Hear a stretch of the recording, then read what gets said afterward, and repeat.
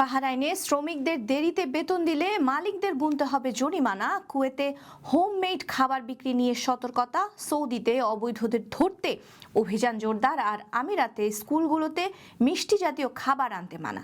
এসব খবর নিয়েই আজকের মধ্যপ্রাচ্যের নিউজ আপডেট। সাথে আছি আমি পৃথ্বী বিশ্বাস। চলে যাচ্ছি বিস্তারিত খবরে। শুরুতেই বাহরাইনের খবর। বাহরাইনে শ্রমিকদের দেরিতে বেতন দেবার ঘটনা বাড়ছে। 2022 সালে বেতন প্রদানে দেরি হওয়া সম্পর্কিত অভিযোগ ছিল 353টি, আর 2025 সালে তা বেড়ে দাঁড়িয়েছে 537-এ।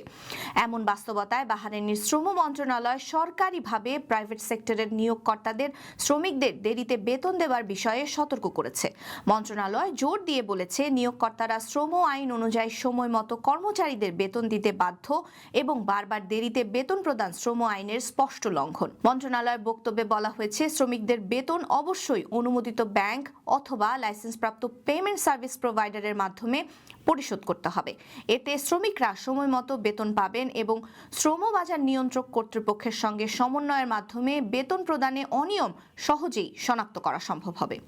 আইন অনুযায়ী বেতন দেরিতে পরিশোধ হলে সংশ্লিষ্ট শ্রমিক প্রথম 6 মাসের জন্য বকেয়া বেতনের ওপর বছরে 6% হারে ক্ষতিপূরণ পাওয়ার অধিকারী হবেন।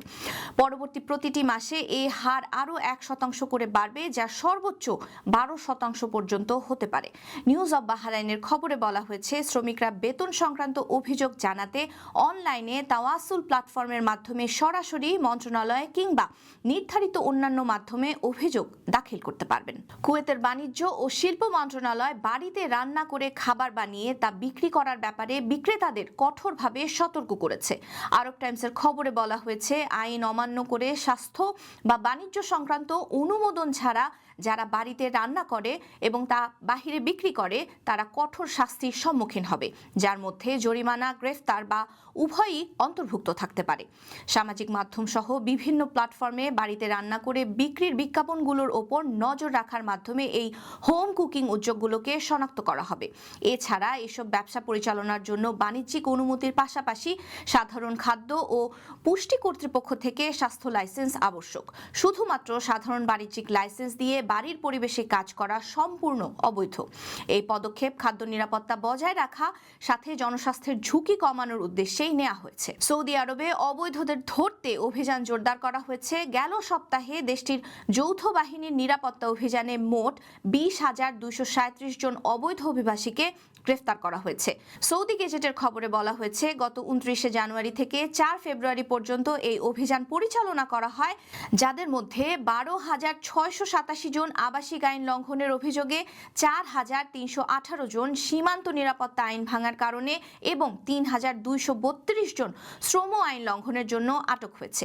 গ্রেফতারকৃতদের মধ্যে 11,656 জনকে সৌদি থেকে বহিষ্কার করা হয়েছে। সাথে 16,805 জনকে তাদের কূটনৈতিক মিশনে পাঠানো হয়েছে, যাতে তারা ভ্রমণ সংক্রান্ত নথি সংগ্রহ করতে পারে। এছাড়া সীমান্তে অবৈধ প্রবেশের চেষ্টার দায়ে 1,555 জনকে আটক করা হয়েছে।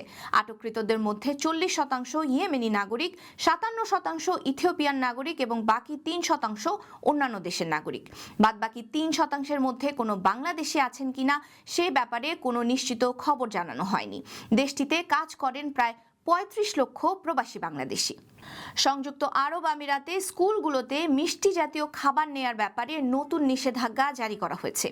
নিষেধাজ্ঞায় বলা হয়েছে, শিক্ষার্থীরা স্কুলে কোনো ধরনের মিষ্টি জাতীয় জাঙ্ক ফুড, চিনিযুক্ত স্ন্যাক্স, রঙিন বা কৃত্রিম উপাদানযুক্ত খাবার, স্বাদযুক্ত চিপস এবং ফিজি বা সোডা জাতীয় পানীয় আনতে পারবে না। এসব খাবারের কারণে শিশুদের হাইপার অ্যাক্টিভিটি বা অতিরিক্ত উদ্দীপনা, মনোযোগ কমে যাওয়া এবং ক্লাসে বিঘ্ন ঘটানোর মতো অবস্থার সৃষ্টি হচ্ছে। স্কুল প্রশাসন অভিভাবকদের কাছে পাঠানো বার্তায় জানিয়েছে, মিষ্টি জাতীয় খাবারের আইটেমগুলো ঝুঁকিপূর্ণ। এগুলো বাচ্চাদের আচরণ উস্কে দেয়, মনোযোগে বাধা সৃষ্টি করে এবং শিক্ষার পরিবেশে খারাপ প্রভাব ফেলে। প্রতিদিন লাঞ্চ বক্স পরীক্ষা করা, পুষ্টিকর ও ব্যালেন্সড খাবার নিশ্চিত করা এবং স্কুল সময়ে এই নিষিদ্ধ খাবারের আইটেমগুলো কেনা বা বিক্রি থেকে বিরত থাকার জন্য সন্তানদের সাথে কথা বলা, এসব দিকে অভিভাবকদের আরও সাবধান হওয়া উচিত। এই ছিল আজকের মধ্যপ্রাচ্যের নিউজ আপডেট। আল্লাহ হাফেজ।